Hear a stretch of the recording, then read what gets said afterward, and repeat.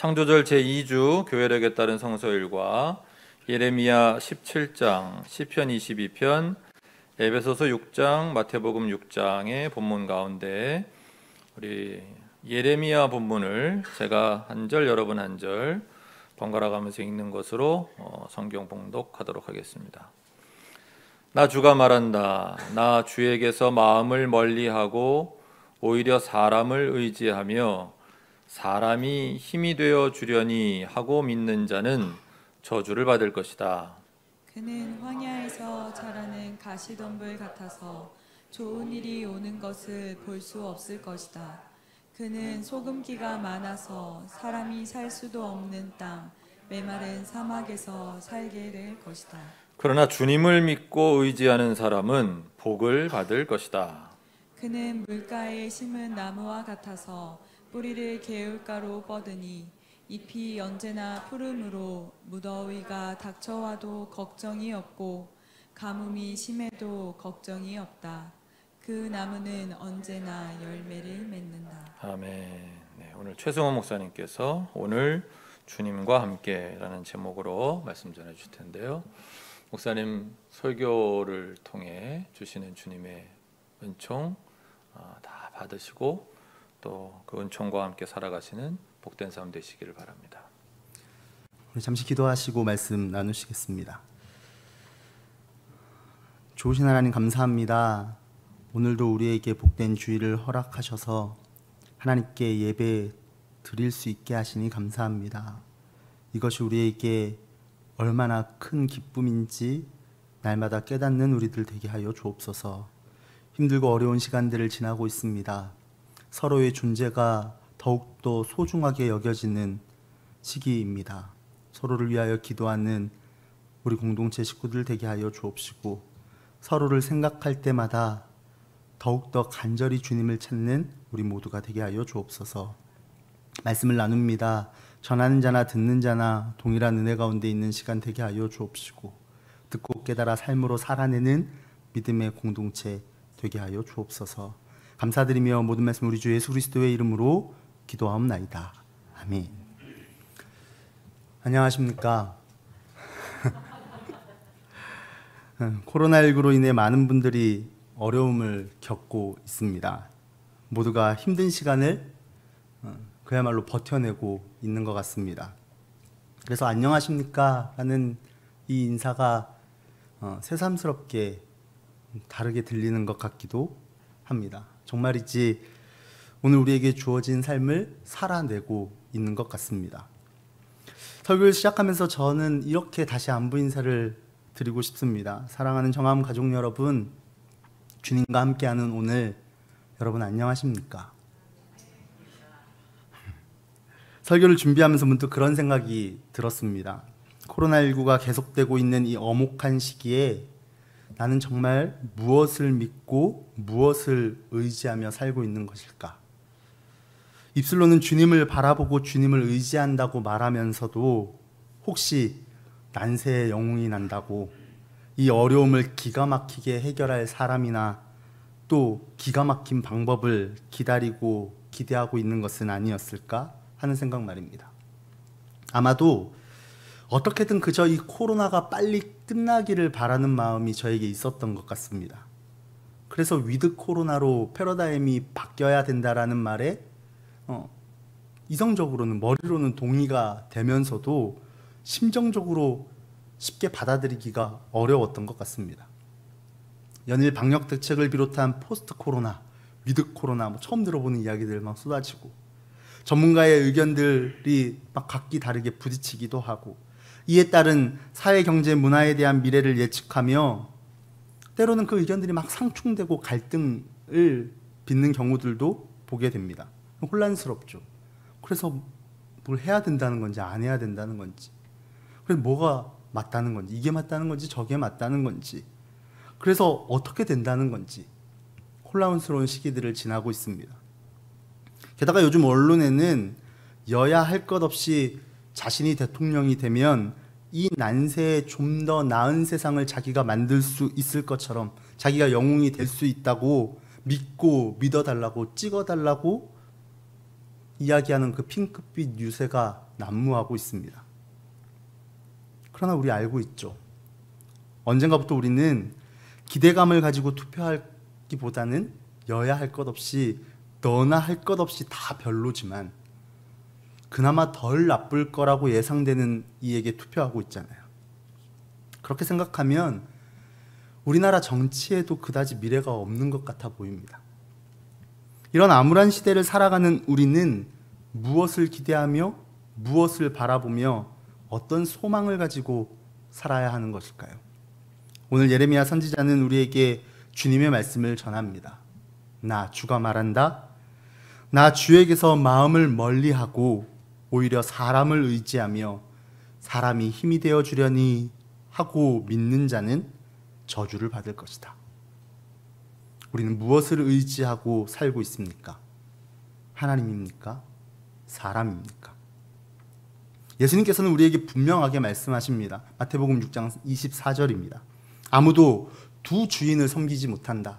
한쪽을 미워하고 다른 쪽을 사랑하거나 한쪽을 중히 여기고 다른 쪽을 업신 여길 것이다.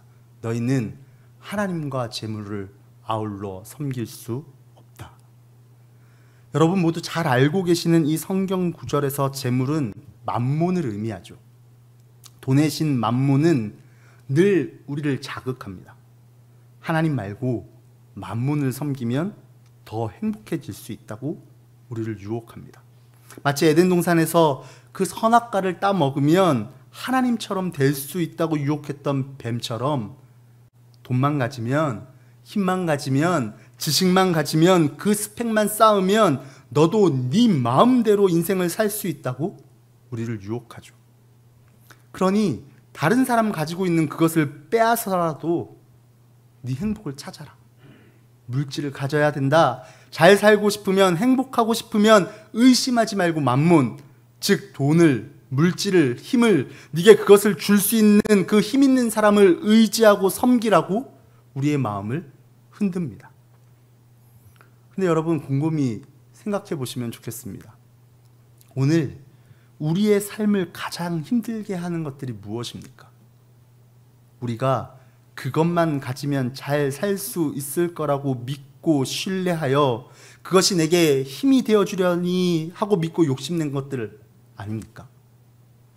사람이 힘이 되어주려니, 돈이 힘이 되어주려니, 권력이 힘이 되어주려니, 이것저것 내게 힘이 되어주려니 믿었던 모든 것들이 우리의 삶을 마치 황야에서 자라는 가시덤불과 같이 아프게 하고 소금기가 많아서 사람이 살 수도 없는 메마른 사막처럼 갈증나게 하는 것은 아닐까요? 우리가 겪고 있는 정치, 사회, 경제 문제, 기후, 환경 문제, 건강 문제, 그 밖의 모든 문제들이 우리가 무엇을 의지하고 살았는가를 보여주는 결과물일 것입니다. 예레미야 선지자는 분명하게 경고합니다. 그가 누굽니까? 사람이 힘이 되어 주려니 하고 믿는 그는 황야에서 자라는 가시덤불 같아서 좋은 일이 오는 것을 볼 수 없을 것이다. 그는 소금기가 많아서 사람이 살 수도 없는 땅, 메마른 사막에서 살게 될 것이다. 다시 한번 우리 스스로에게 물어보면 좋겠습니다. 나는 오늘 무엇을 믿고 무엇을 의지하며 살고 있습니까? 사람입니까? 돈입니까? 힘과 권력입니까? 아니면 주님입니까? 분명 우리는 주님을 의지하고 주님을 신뢰하며 살아야 된다고 믿는 그리스도인들입니다. 그런데 혹시 하나님 외에 다른 것 탐하느라 주님과 멀리 있다고 느낀 적은 없으십니까? 그리고 내가 의지하는 주님께서 내 삶에 계시지 않는다고 느끼며 괴로워해 보신 적이 있으십니까? 오늘 시편 22편의 시인은 주님과 멀어진 거리로 인해 괴로워하며 부르짖어 기도합니다. 예수님께서도 십자가의 고통 중에 하셨던 그 기도이죠. 나의 하나님, 나의 하나님, 어찌하여 나를 버리십니까? 어찌하여 그리 멀리 계셔서 살려달라고 울부짖는 나의 간구를 듣지 아니하십니까? 나의 하나님, 온종일 불러도 대답하지 않으시고 밤새도록 부르짖어도 모르는 채 하십니다. 이렇게 부르짖어 기도하는 시인의 고통은 우리가 상상하는 것보다 훨씬 더 컸던 것 같습니다. 시 22편 12절 이하의 말씀을 보시면 이 시인의 고통이 얼마나 심각한지를 미루어 짐작해 볼 수 있습니다. 12절입니다. 황소떼가 나를 둘러쌌습니다. 바산의 힘센 소들이 이 몸을 에워쌌습니다. 여기서 황소떼와 바산의 힘센 소는 문맥에서 볼 때 권력을 가지고 약한 자를 괴롭히는 세력의 상징으로 볼 수 있습니다. 13절에서 시인은 권력과 힘을 가진 이들이 온몸을 찢어 발기는 사자처럼 입을 벌리고 달려드는 것과 같은 공포를 느끼고 있습니다. 그래서 14절 이하에서 자신의 상황을 이렇게 묘사합니다.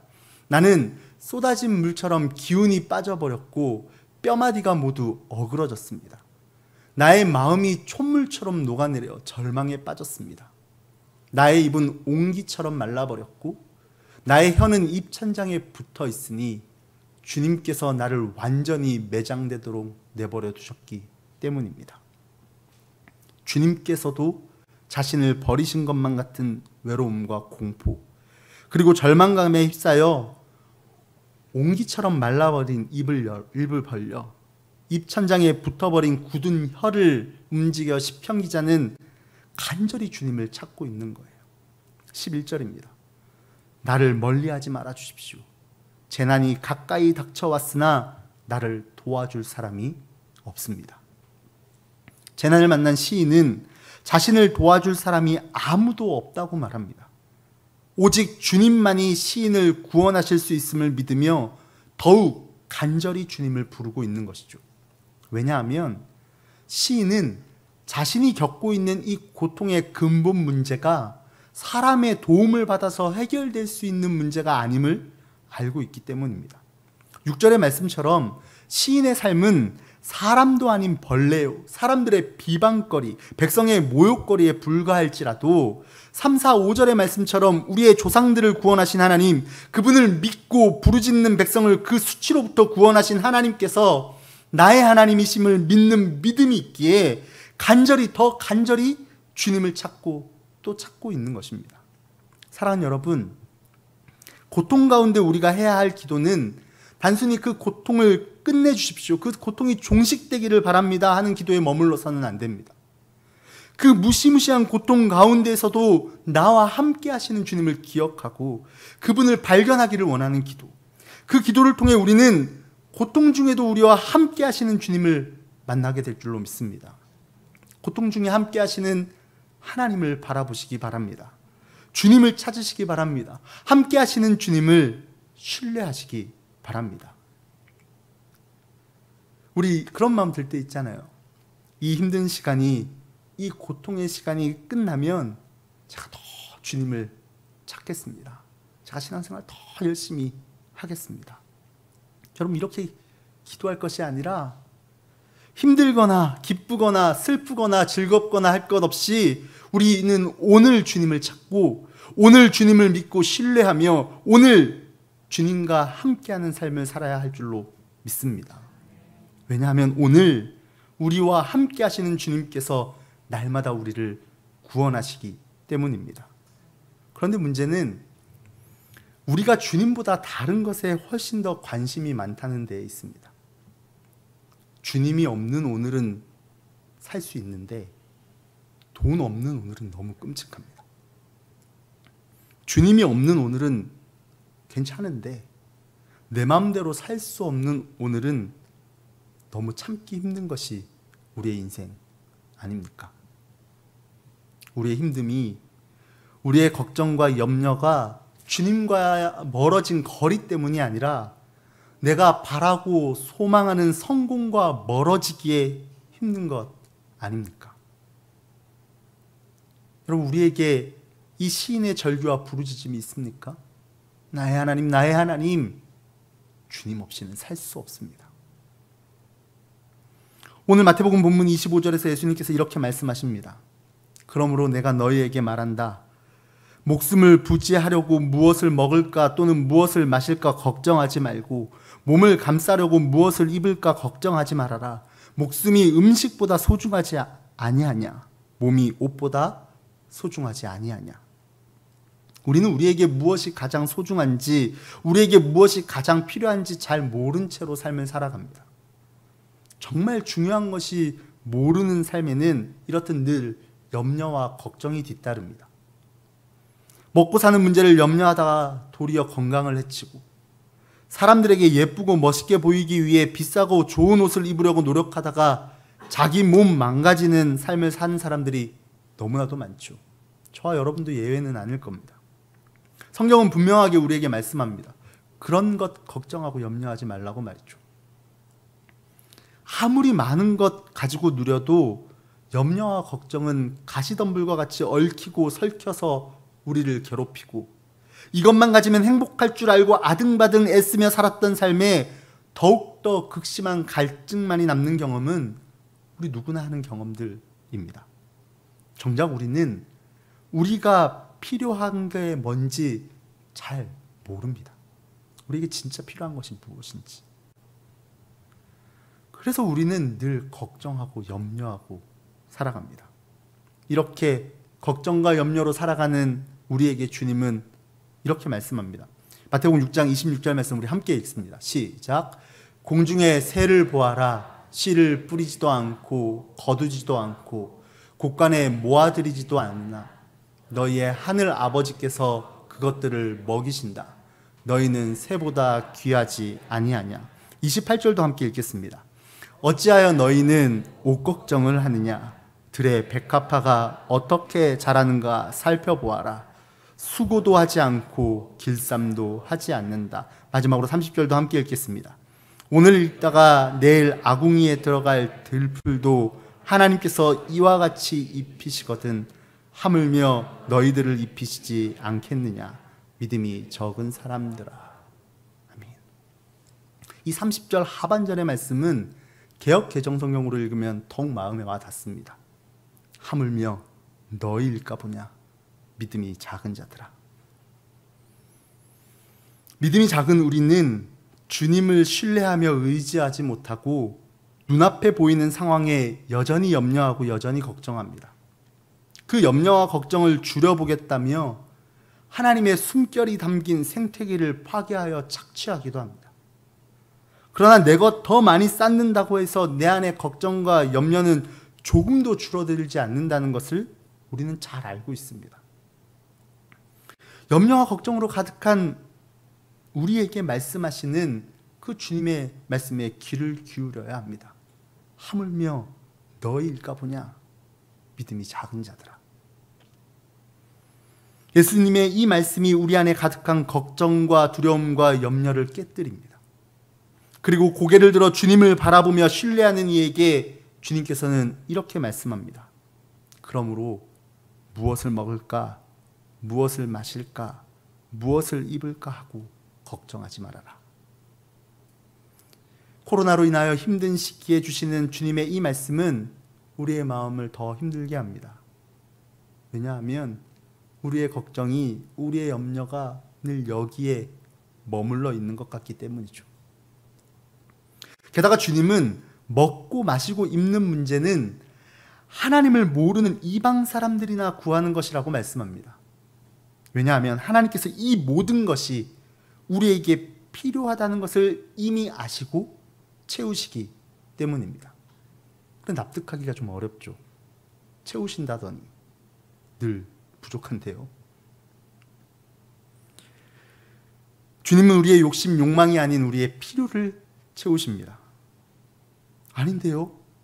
전 그게 너무 필요한데요. 제가 앞에서 말씀드린 것처럼 우리는 우리에게 진짜 필요한 게 무엇인지 잘 모릅니다. 정말 필요하다면 주님께서 이미 아실 겁니다. 이 믿음이 우리에게 있어야 할 줄로 믿습니다. 주님께서 우리의 필요를 이미 아시고 날마다 채우심을 신뢰해야 우리는 쓸데없는 걱정으로 내일을 위해 주님께서 선물로 주신 오늘을 허비하고 망가뜨리는 삶을 살지 않게 됩니다. 이 삶은 내일을 대비하는 것이 아니라 오늘의 부질없는 욕심으로 내일을 망가뜨리는 삶이기 때문입니다. 이는 우리가 잘 알고 있는 만나 이야기에도 잘 드러나죠. 여러분 알고 있는 말씀이에요. 출애굽기 16장 16절 이하에 보시면 만나는 각자 한 오멜씩 각자 먹을 만큼씩만 거두게 되어 있었습니다. 그렇게 거둔 결과를 17절과 18절은 이렇게 전합니다. 이스라엘 자손이 그대로 하니 많이 거두는 사람도 있고 적게 거두는 사람도 있었으나 오멜로 되어보면 많이 거둔 사람도 남지 않고 적게 거둔 사람도 모자라지 않았다. 그들은 제각기 먹을 만큼씩만 거두어 드린 것이다. 성경은 하나님께서 주신 만나가 남지도 않고 모자라지도 않았다고 말씀합니다. 그런데 남지도 않고 모자라지도 않은 것으로는 만족할 수 없는 사람들이 있었습니다. 바로 내일을 걱정하는 사람들이었습니다. 20절입니다. 그런데 어떤 사람들은 모세의 말을 듣지 않고 아침까지 그것을 남겨두었다. 그랬더니 남겨둔 것에는 벌레가 생기고 악취가 풍겼다. 어떻게 보면 내일을 대비하는 성실한 모습인 것처럼 보이기도 합니다.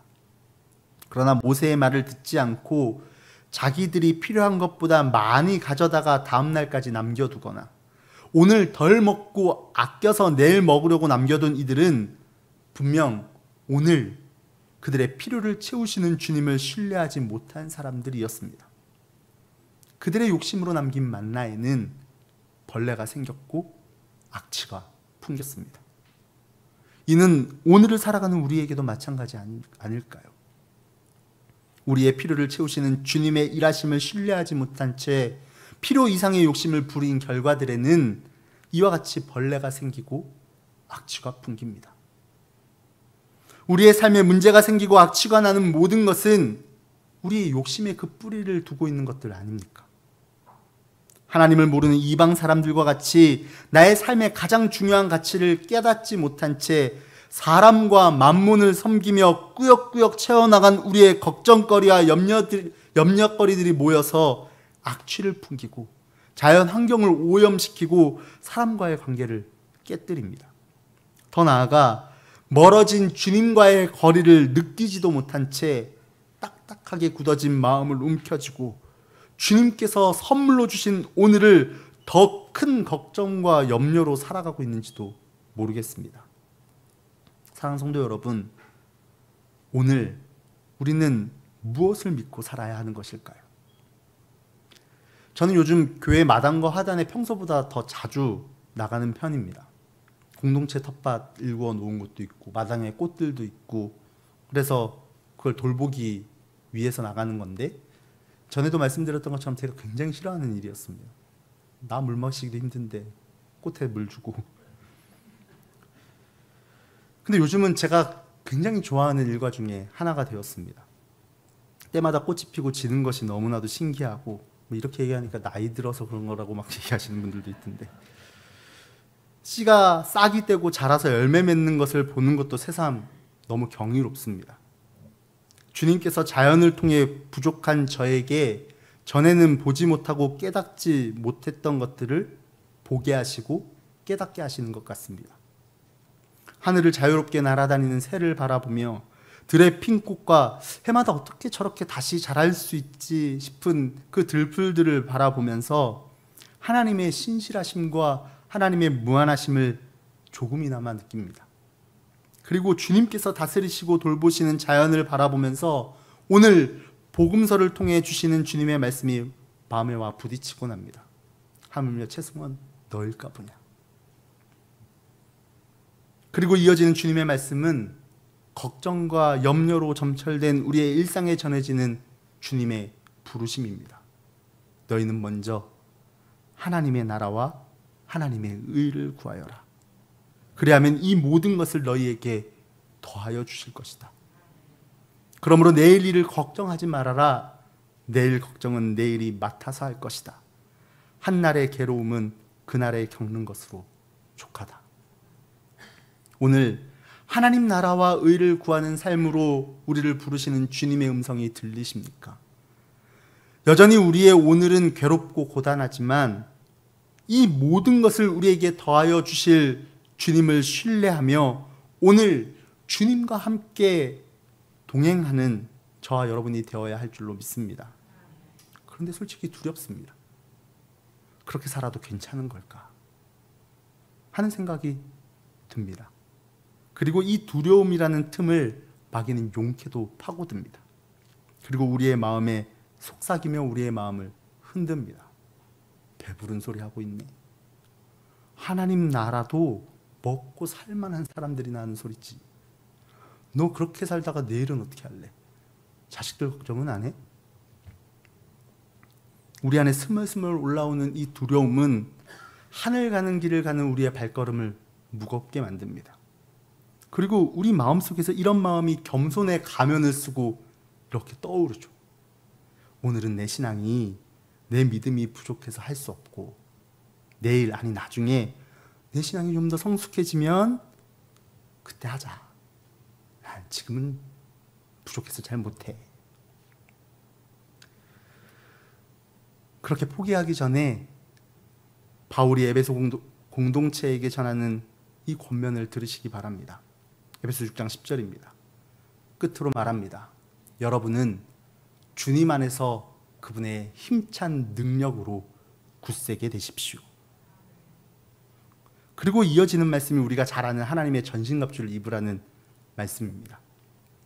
두렵고 걱정되고 어려울 때에 우리를 먹이시고 입히시며 오늘도 변함없이 우리와 함께 하시는 주님을 기억하며 하나님께서 주시는 전신갑주로 완전 무장하시기를 주님의 이름으로 축복합니다. 그런데 하나님의 전신갑주는 세상의 무기와는 전혀 다릅니다. 진리의 허리띠, 정의의 가슴막이, 평화의 복음의 신발, 믿음의 방패, 구원의 투구, 성령의 검인 하나님의 말씀, 그 어느 것 하나도 세상 전쟁에 쓸모 있어 보이는 것은 하나도 없습니다. 그런 거 들고 나가면 비웃을 것 같은 것들이에요. 그래서 바울은 전신갑주를 입으라는 말씀에 이어 이렇게 권면합니다. 18절입니다. 온갖 기도와 간구로 언제나 성령 안에서 기도하십시오. 이것을 위하여 늘 깨어서 끝까지 참으면서 모든 성도를 위하여 간구하십시오. 진리, 정의, 평화, 믿음, 구원, 하나님의 말씀으로 무장하여 하나님 나라의 가치를 가지고 하나님 나라와 의를 구하며 사는 삶을 살기 위해서는 늘 깨어서 성령 안에서 기도해야 합니다. 간구해야 합니다. 이 싸움은 내 힘으로 싸우는 싸움이 아니기 때문입니다. 그리고 끝까지 참으면서 나만 잘 살겠다고 싸우는 싸움은 더더구나 아닙니다. 하나님 나라에 소망을 두고 같은 가치를 가지고 나아가는 모든 성도를 위하여 기도하며 나아가는 길인 줄로 믿습니다. 그것이 주님께서 우리에게 보이신 생명의 길입니다. 사랑하는 성도 여러분, 우리는 모두 하늘 가는 사람들입니다. 아멘이십니까? 하나님 나라와 그의 의를 구하는 걸음을 함께 걷는 우리는 늘 깨어서 끝까지 참으며 서로를 위해 간구해야 합니다. 오늘 우리의 고통 중에도 함께 하시는 신실하신 주님을 함께 기억하고 우리 안에 살아 역사하시는 주님을 같은 마음으로 신뢰하며 이 길 위에서 인내하며 걷는 서로를 위해 눈물로 중보하며 주님께 소망을 두고 이 길을 끝까지 걸어야 할 줄로 믿습니다. 그때 비로소 우리는 내일을 걱정하며 살아가는 것이 지극히 당연한 이 세상 속에서 오늘 주님과 함께 살아가며 누리는 놀라운 복을 얻게 될 줄로 믿습니다. 설교를 마무리하면서 주님을 향한 기대와 소망을 가지고 예레미야 본문의 말씀을 함께 읽기를 원합니다. 예레미야 17장 7절과 8절 말씀 함께 읽습니다. 시작. 그러나 주님을 믿고 의지하는 사람은 복을 받을 것이다. 그는 물가에 심은 나무와 같아서 뿌리를 개울가로 뻗으니 잎이 언제나 푸르므로 무더위가 닥쳐와도 걱정이 없고 가뭄이 심해도 걱정이 없다. 그 나무는 언제나 열매를 맺는다. 아멘. 오늘 주님과 함께 하나님의 나라와 의를 구하며 살아가는 저와 여러분에게 물가에 심겨진 나무와 같이 열매 맺는 삶의 복이 풍성하게 이루어질 줄로 믿습니다. 물론 변함없이 우리의 오늘은 힘든 일로 가득하지만 오늘 주님과 함께이기에 우리에게 소망이 있습니다. 주님께서 우리의 필요를 아십니다. 기도하겠습니다.